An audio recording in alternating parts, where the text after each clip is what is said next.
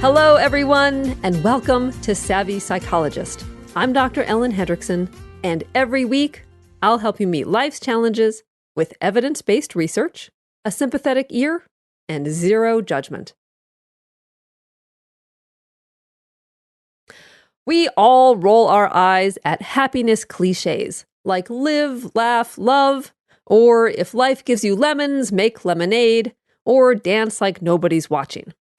Now, even if there is some truth in inspirational sayings, anything you've ever seen crocheted on a pillow or framed on Michael Scott's wall is automatically suspect. So, this week, to celebrate the 200th episode of Savvy Psychologist, we'll look at the science behind 5 classic pieces of happiness advice and find new, fresh ways to put them into action.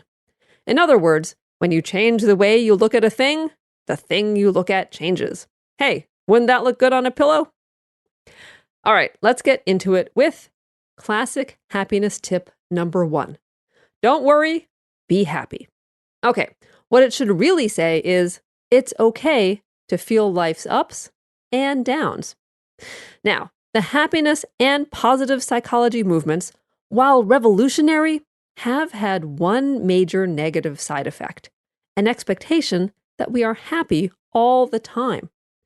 Over the last few years, I've seen an upsurge in young adults who come to therapy mistaking the downs and struggle of everyday life as a sign of something gone seriously wrong. They worry it's not okay to feel sad after a breakup, unsure during a big transition, or that feeling anything less than happy, motivated, and radiating confidence isn't good enough. Therefore, instead of don't worry, be happy, let's update the saying to include normal emotional variation. Indeed, it's okay to feel incompetent, especially when we're pushing ourselves to learn something new. It's totally normal to feel anxious when we don't have a ton of experience doing something. And it's important to occasionally feel bored. The best ideas are born when our minds aren't otherwise occupied with Netflix, YouTube, or even, dare I say, podcasts. Okay, let's take it even further. If we're willing to front-load feeling lousy, we can set ourselves up for true happiness. What do I mean? Well, a 2018 study found that the activities that make us happiest, those that allow us to enter a flow state, are often inconvenient and suck up a lot of bandwidth. And indeed, it is a hassle to work up the energy to dive into an intense, focused activity like making art, training for a sport, or writing a story.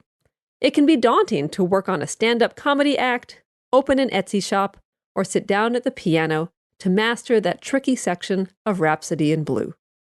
But flow, and many other activities that make us happy, require an investment of energy and hassle at the get-go.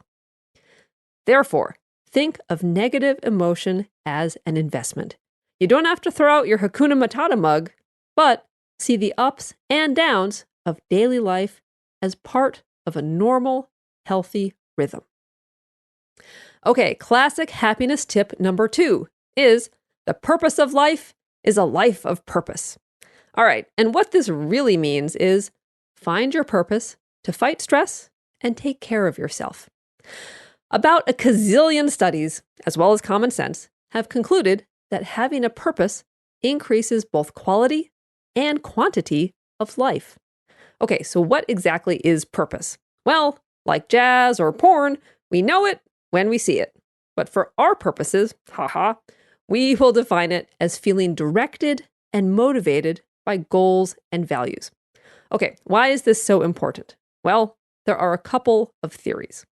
One is that having a purpose may prompt us to take better care of ourselves. Taking care of yourself implies that you and what you're doing with your life are worth taking care of. Beyond that, it's thought that purpose shields us from the weathering effects of stress. For example, one study found that when students reported their lives weren't meaningful, the hassles of everyday life were coupled with symptoms of depression. But when students reported higher meaning and purpose, the link between daily hassles and depression weakened. The conclusion? Purpose buffers us from stress.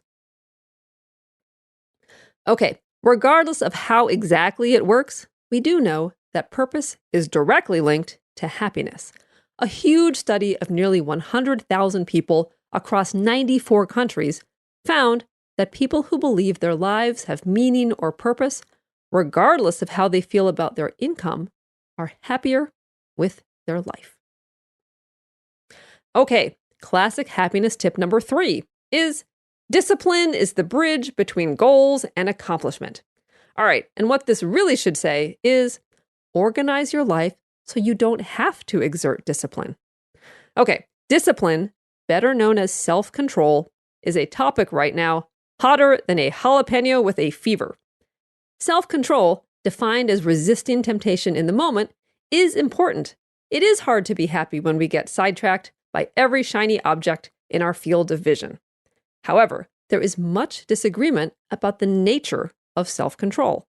Some say it's a finite resource to be conserved, while others say it's more like a muscle, strengthening the more we use it. But as of a hot-off-the-presses study, the thinking about this has evolved.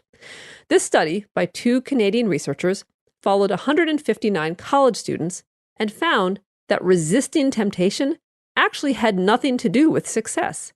Instead, simply experiencing temptation, whether or not they resisted, left the students feeling depleted and less likely to reach their goals. It wasn't about self-control at all.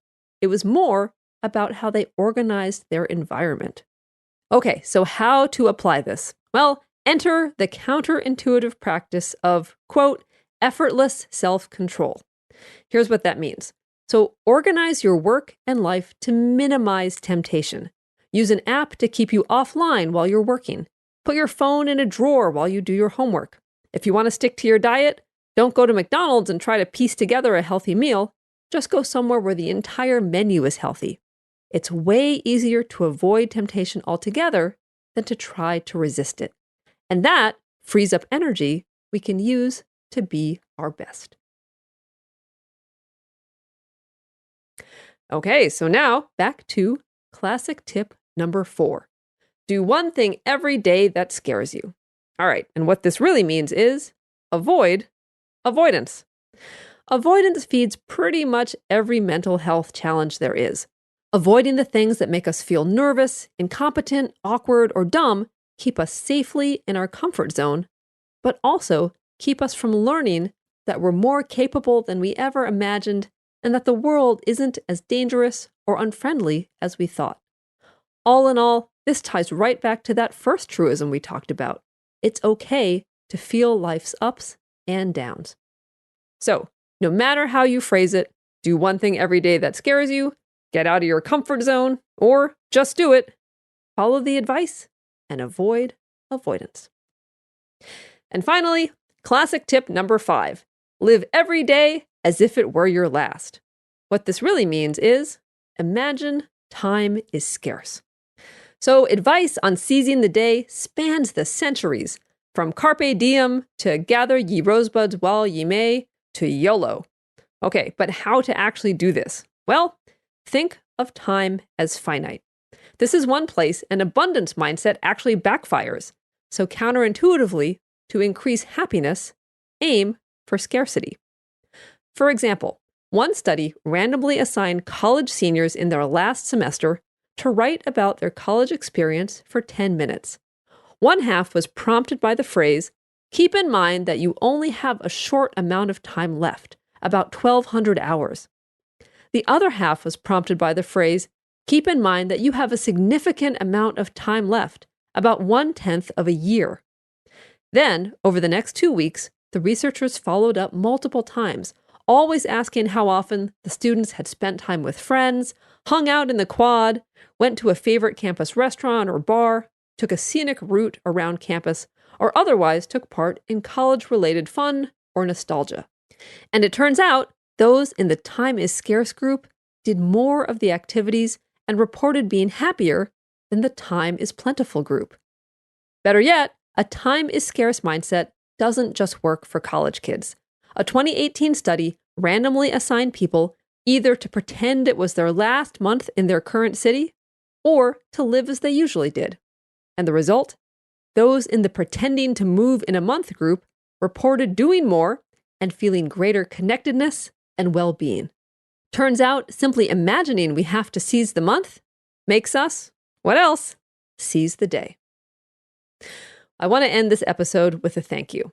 Whether this is your first episode or you've listened to all 200, I say thank you from the bottom of my heart. You are amazing, caring, and thoughtful, and I am honored that you take the time to listen to the show. You are the reason the show has come this far. Next week, we'll continue last week's 2-part series and bust myths about extroverts. As always, the Savvy Psychologist is strictly for informational purposes and doesn't substitute for mental health care from a licensed professional. Have a beautiful week, and I will see you here next Friday for a happier, healthier mind.